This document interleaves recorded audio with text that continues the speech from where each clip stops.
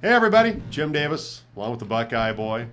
And it's Brutus. the Dugout, and Brutus, and Larry Walker, and Mike Shanahan, and Ed McCaffrey, and Shannon Sharp, and Brian Greasy. They're all here with us on the Dugout today. One of these things is not like the other. All these other people have won except Brian Greasy. It's true. It's very, very true. But the Broncos, they were big winners on Sunday against the Steelers. Yeah, and he wasn't a part of that team at all. That had nothing to do with the Broncos win on Sunday. It's kind of funny. Denver goes into, before the Steelers game, Denver was about, depending on who you looked at, 1.5, 2.5 point underdog at Cincinnati. Then they beat the Steelers.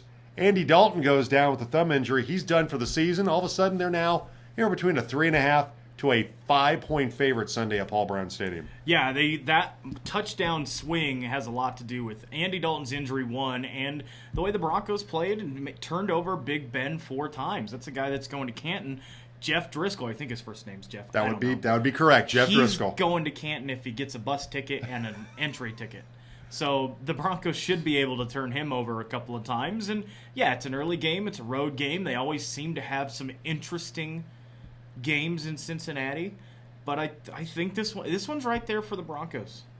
And Jeff Driscoll does have a gold jacket that he borrowed from his dad's buddy, who was a realtor for Century 21. Yeah. So he does have a gold jacket. Right, and he was throwing those gold baseballs at the All-Star game one time. But other than that, that's the closest thing to the Hall of Fame. That's as close as he's going to get, and it's not the right shade of gold. No, it's not. Terrell Owens is into the Hall of Fame, and Jeff Driscoll's not. And Terrell Owens still hasn't gone. So, but for the Broncos, they continue to go through the tight end issues. Jeff Hireman done for the season with the bruised lung, and also the former Buckeye, the 3 broken ribs. So now they have to really lean on Matt Lacoste at the tight end spot. Yeah, my boy Matt Lacoste. So hopefully for the Broncos that they can get through the rest of the season without any more tight ends going down. It's been a rough season for the Broncos at that spot, with Jake Butt going down for the year, and now Jeff Hireman done for the season. Yeah, just don't draft any Big Ten tight ends, and you'll be fine. Yeah, it's been a bad run with Fumagalli from Wisconsin going down during training camp too. Broncos and the Bengals this Sunday. Early start time, 9 o'clock, 11 o'clock kickoff, 96.1 K-Star, and 14 out of the team in Rifle. Where we should mention, by the way, very soon, Crystal Clear FM, for those listening up and down the I-70 corridor on 1490, we'll have an FM frequency up there very, very soon.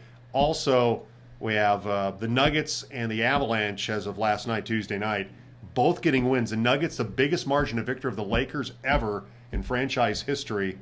Had a great game last night from a number of guys. Paul Millsap, Jamal Murray. Millsap with his 91st double-double last night. Great win for the Nuggets.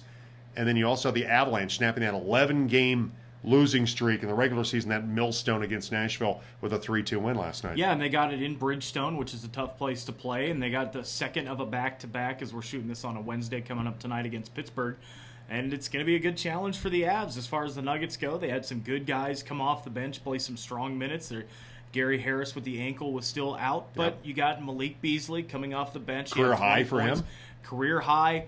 He missed his first 2 shots, and old Malik Beasley would just kind of get down in the dumpers and, just be like, okay, I'm not going to take any more shots because I'm not going to make any. But the new Malik Beasley that worked really hard in the offseason on his shot, did everything Mike Malone asked of him. He went 8 of 12 the rest of the way, finished with 20 points, and he was really a huge contributor off the bench last night. Yeah, Mason Plumlee last night with a double-double off the bench. Yeah. Trey Lyles hit the glass hard last night. Yeah, It was double figures in rebounding. Really good win for the Nuggets. Our next game on the team for the Nuggets will be Portland on Friday night at 8:05. And then finally, the Warrior Challenge Boys basketball tournament gets underway on Thursday at Central High School. All 4 of the area teams playing, and that will have coverage of the games on Saturday starting at 11:15. But I think when you look at the teams this year, Central has a lot coming back with Caleb Davis up front. Fruita Monument with Blake Anderson, kid that can shoot it from the parking lot. Certainly I think that you look at, I know last year it was a very young Palisade team for Clay Kame. Isaac Madison will once again have his Tigers in contention in the Southwestern League. Good chance to go out and take in some high school basketball this weekend. Starting Thursday, Central High School, the Warrior Challenge. Our coverage of the games on Saturday starts at 11:15. We'll also have Colorado Mesa at Western State. Well, the Maverick men and women, they're also playing some really good basketball right now. We'll have the men and the women from Gunnison on Saturday. Pre-game starts at 4:45. All right, for show and play-by-play schedules, anything you want to know about the team, go to theteam1340.com. We'll see you. Bye, Jim Harbaugh. buy smushy khaki pants.